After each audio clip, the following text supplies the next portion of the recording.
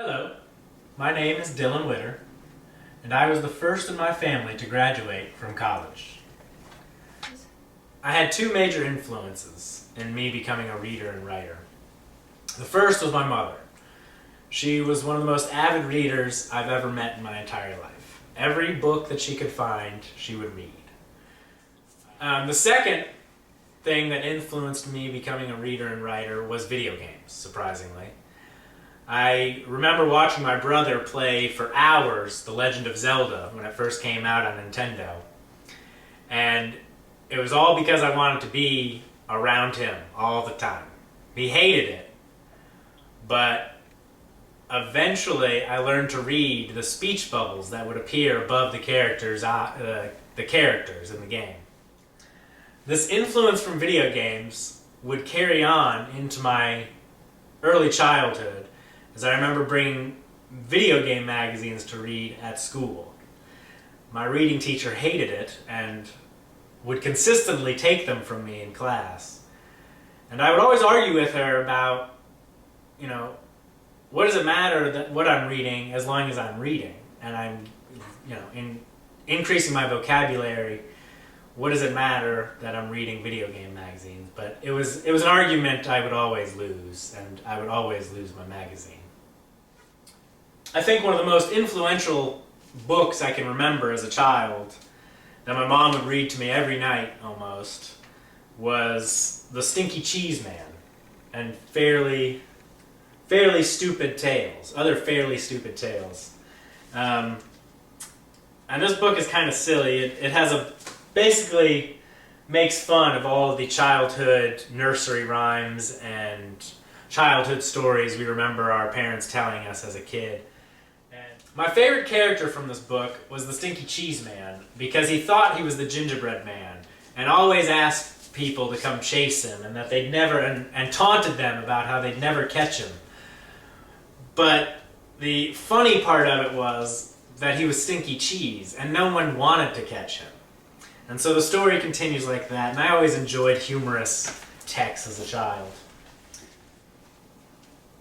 In my adolescence, I grew fond of two books, a little less humorous. In fact, you may have heard of Daniel Keyes' Flowers for Algernon, but if you haven't, it's a pretty depressing book about an individual who is slow and gets treatment that makes him smart, but eventually this treatment starts regressing and he loses his intelligence and ends up in the same position that he started the book in.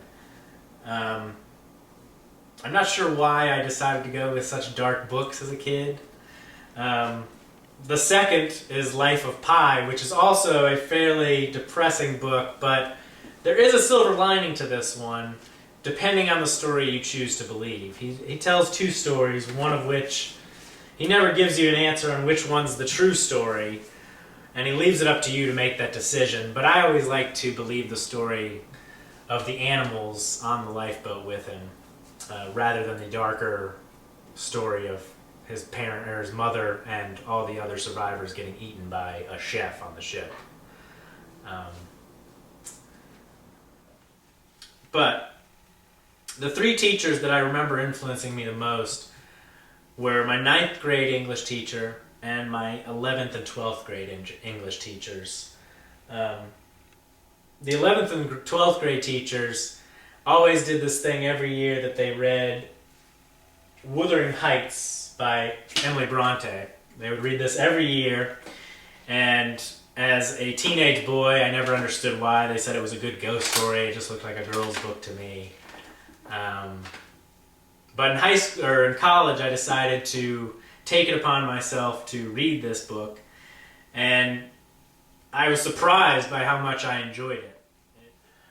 Although I was always a pretty good reader, I did have a little lapse in effort, I would say, not so much in ability. In middle school, I believe it was, I actually failed a reading class and had to take it over in the summer. This was actually the same class that the teacher kept taking my video game magazines from me. And I couldn't believe that I failed reading.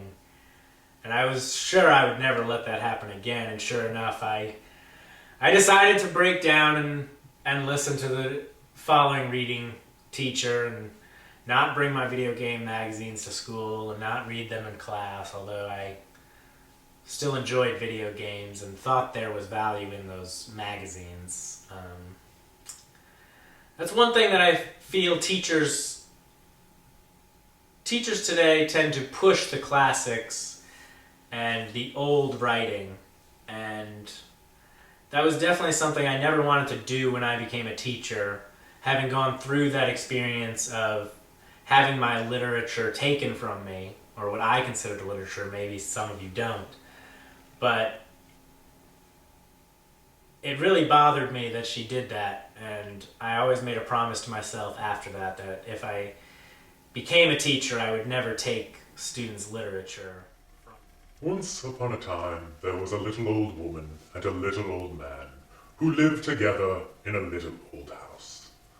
They were lonely, so the little old lady decided to make a man out of stinky cheese. She gave him a piece of bacon for a mouth and 2 olives for eyes, and put him in the oven